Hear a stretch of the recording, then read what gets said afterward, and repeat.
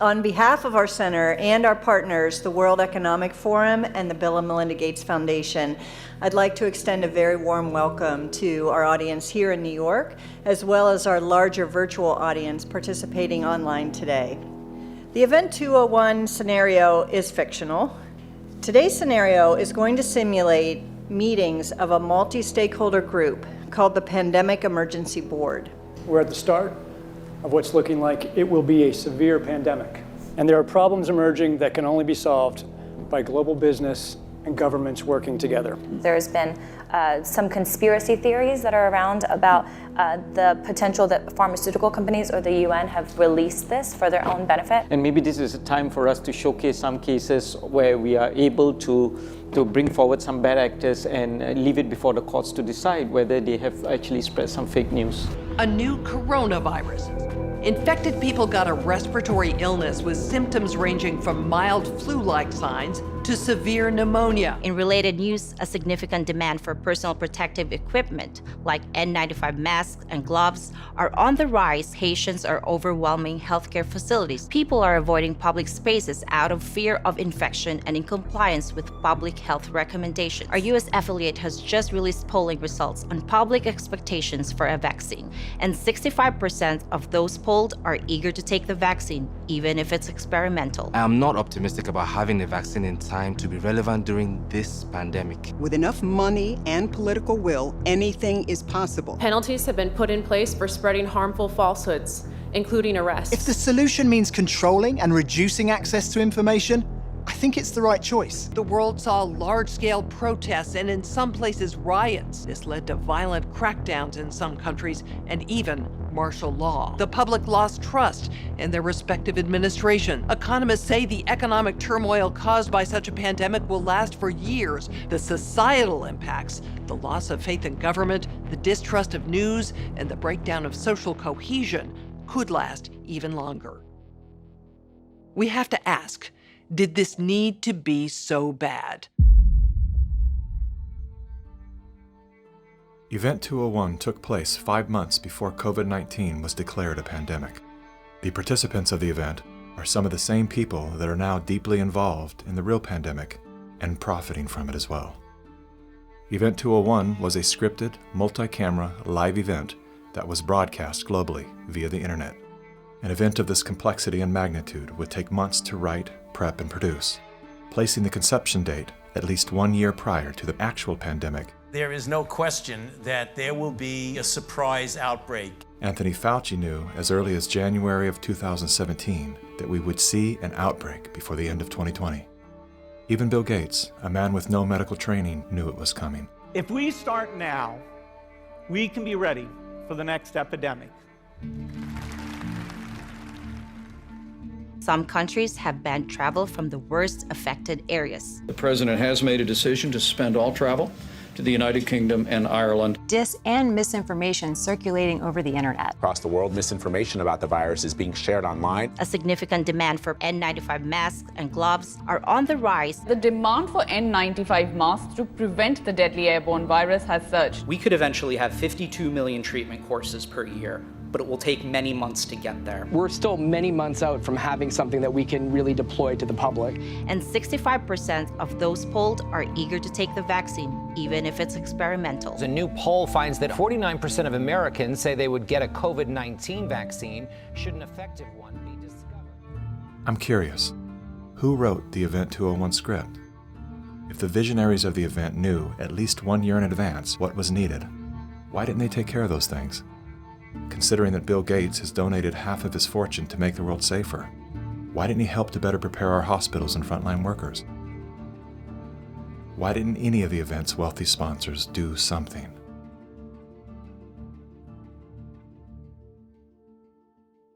Now here we are. You know, we didn't simulate this, we didn't practice. On behalf of our partners in the Bill and Melinda Gates Foundation. So both the health policies and economic policies, we find ourselves in uncharted territory. Event 201 was not the first scripted exercise to prophesize the future with astonishing accuracy. Leaders of global health and business have been seeding reality with fictional scenarios for several decades. The scenario obviously is fictional. 1 year prior to Event 201, many of the same sponsors, hosts, and actors came together to produce a tabletop pandemic simulation for a fictional virus they branded Clade X.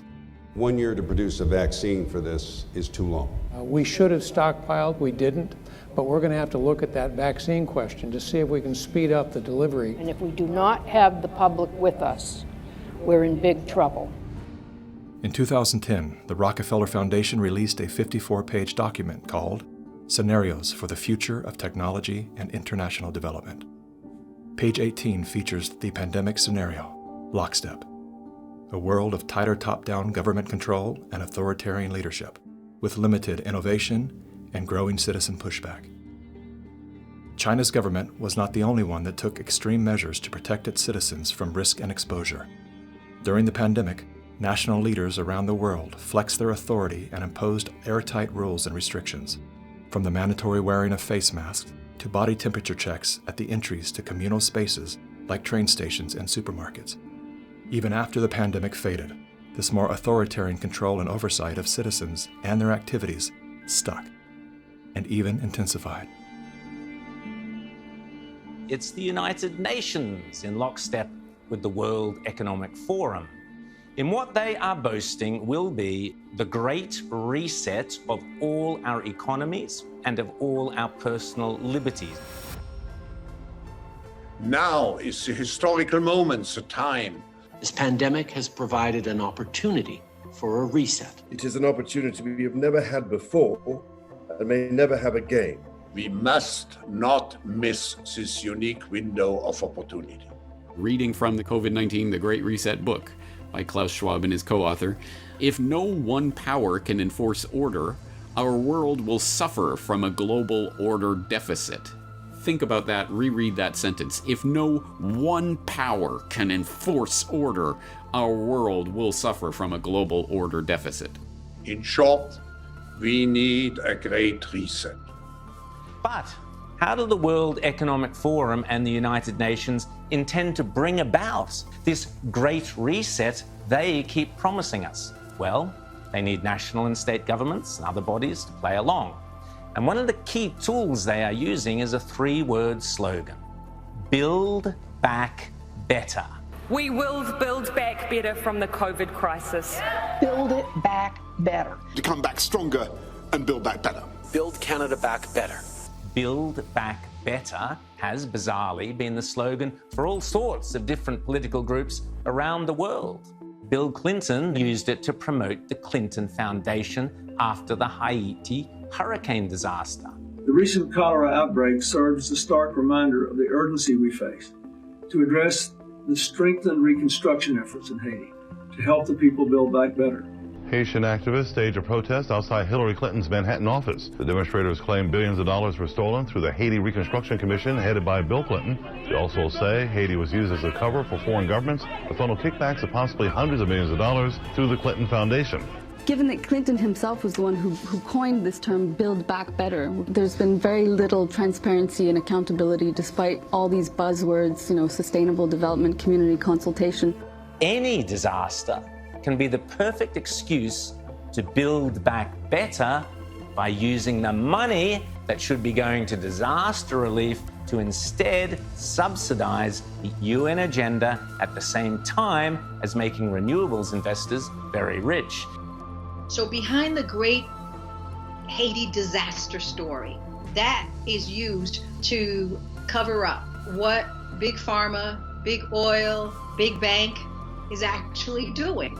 The absolute first thing we have to keep in mind with the Great Reset is that this has absolutely nothing to do with any sort of virus or disease or anything of the sort. This is a coordinated agenda that has been years in the making. This isn't meant to end. The so-called Great Reset, which is deliberately designed to strip away your liberties and your rights using the tools of oppression and the opportunity provided by the COVID pandemic.